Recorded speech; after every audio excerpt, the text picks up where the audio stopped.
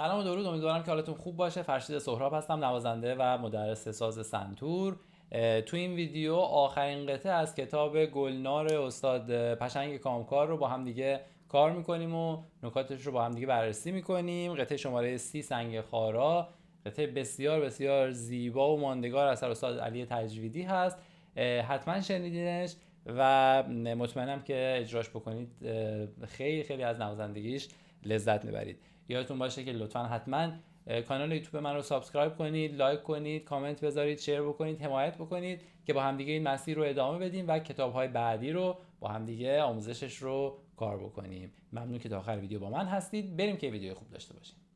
خب این قطعه سنگ خارا 6 8 هست و به صورت 1 2 3 4 5 6 شمرده میشه. هر شماره یک نوت چنگ و خب به همون نسبت سیاه میشه 2 شماره، سیاه نقطه دار میشه 3 شماره و هر جا نوت دولا چنگ داشتیم توی شمارهشمون او اضافه میکنیم که بتونیم بشماریم. مثلا تو میزان دوم 1 2 میشه برای نوت سیاه، 3 میشه رمی و 4 5 6 هم که 3 تا نوت چنگ داریم. خب بریم از اول با هم دیگه بررسی بکنیم نوتاشو. نوتامون هست سل، دو ره ره ره رمی دو دو ره ره ره دو ره دو سی دو ره سی دو ره دو ره. پس تا اون میزان اول خط دوم یک جمله یا عبارت کامل میشه. حواستون باشه اون میزان اول خط دوم یه تک دو داره که وصل میشه به ریزی که روی ر قراره بزنیم. روی ساز براتون اجراش میکنم اون میزان اول خط دومو. پس یه ضربه رو دو میزنیم و بعد با دست چپ رو ر ریزو شروع میکنیم. میشه دو ره دو ره. حالت پیوسته از دو به ره هست. خب میریم از اول اجرا میکنم. سل دو ره ره ره ره می دو دو ره ره ره دو ره دو سی دو ره سی دو ره دو ره. یک دو سه چهار پنج شیش، یک دو سه و چهار پنج شیش، یک دو سه چهار پنج شیش، یک دو سه و چهار پنج شیش، دو سه چهار پنج شیش. قسمت بعد سل میره دو میره دو میره میره دو میره دو میره. این 5 میزان رو میزنیم، در واقع 4 تا میزان آخر خط دوم و اون ری که اول خط سوم داریم جمله رو کامل میکنه. میره دو میره دو میره میره دو میره دو میره. شمارشش 1 2 3 4 5 6، 1 2 3 4 5 6، 1 2 3 4 5 6، 1 2 3 4 5 6، 1 2. قسمت بعد خط سوم اون ر رو که با جمله قبل زدیم از اون دو دو دو، یعنی در واقع از ضرب شماره 3. دو دو دو دو دو سی دو ره سی سی سی سی سی لا سی دو سولا سی سی دو سی لا سل سولا سی سی دو سی لا سل. باز دوباره اینجا تا اون سلی که ابتدای خط پنجم هست اجرا میکنیم چون اون سله جمله رو کامل میکنه. میریم از خط سوم.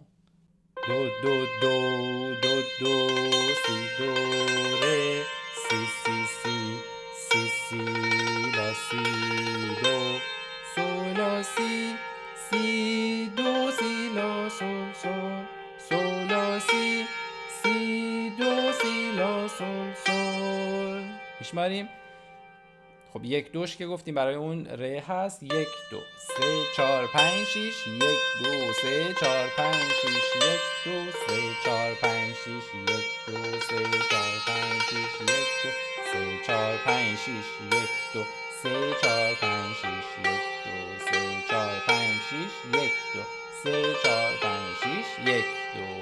قسمت بعد فا می ره می ره می فا فا فا می ره می فا فا می سل فا می ره فا می ره دو ره می فا ره دو ره ره می فا، فا می سل فا می ره، می ره فا می ره دو، ره می فا ره دو ره. اینجا خیلی شبیه به هم بود، دو تا خط دیگه با هم دیگه خوندمش دیگه، فقط آخرش انگار بار اول یه ره می فا داشتیم که وصلش میکنه به عبارت بعدی. اجراش میکنیم از ابتدای خط پنجم.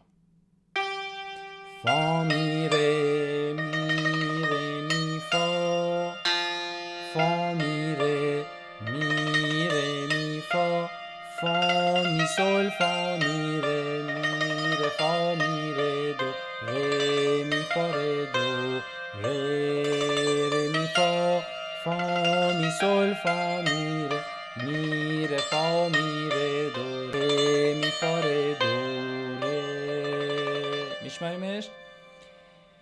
1 2 3 4 5 6 1 2 3 4 5 6 1 2 3 4 5 6 1 2 3 4 5 6 1 2 3 4 5 6 1 2 3 4 5 6 1 2 3 و 4 5 6 1 2 3 4 و 5 6 1 2 3 4 5 6 1 2 3 4 5 6 1 2 3 و 4 5 6 1 2 3 4 5 6.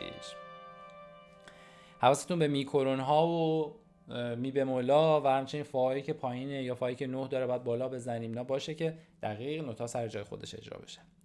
میریم خط یکی مونده به آخر.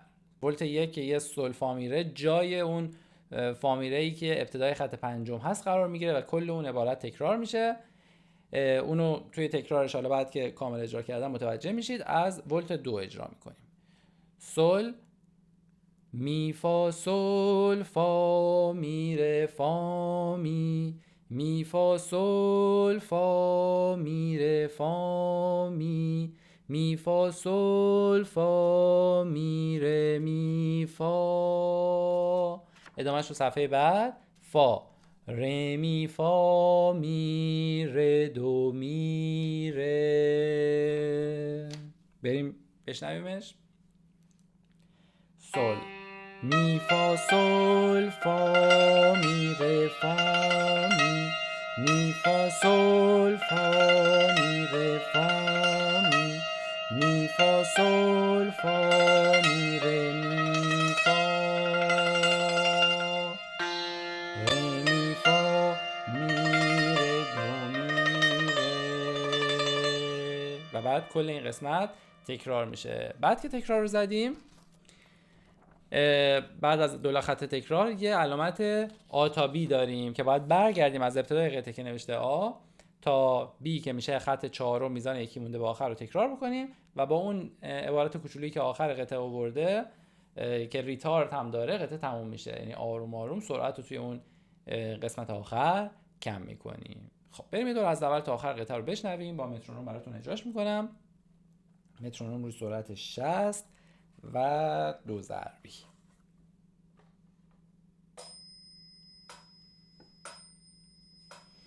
1 2 3 4 5 6 1 2 3 4 5 6 1 2 3 4 5 6 1 2 3 و 4 5 6 1 2 3 4 5 6 1 2 3 و 4 5 6 1 2 3 4 5 6 1 2.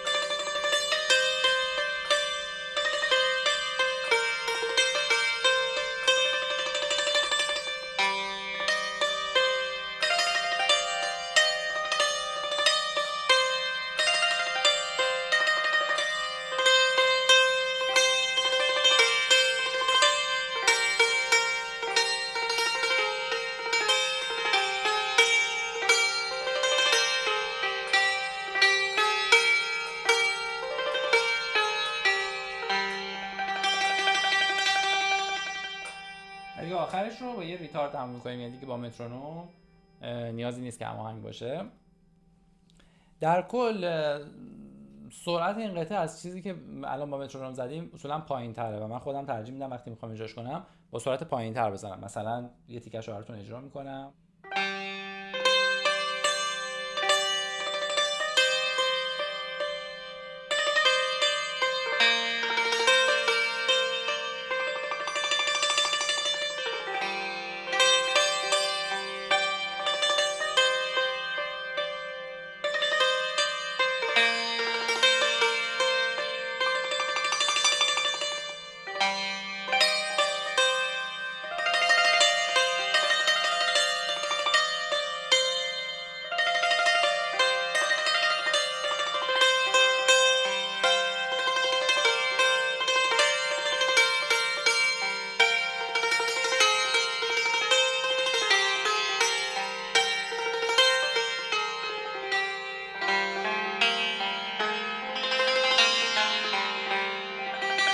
شعرش رو بخوایم بخونیم اینطوری میشه: جای آن دارد که چندی همراه صحرا بگیرم، سنگ خارا را گواه این دل شیدا بگیرم، مو به مو دارم سخنها، نکته ها از انجمنها، بشنو ای سنگ بیابان، بشنوید ای باد باران، با شما همرازم اکنون، با شما دم سازم اکنون و الی آخر. ممنون که تا آخر ویدیو با من بودید. یادتون باشه لطفاً حتما حمایت بکنید، لایک کنید، کامنت بذارید، شیر بکنید. آفرین که تا آخر این کتاب همراهی کردید و به زودی کتاب بعدی رو با هم دیگه شروع می‌کنیم. خوب و خوش باشید.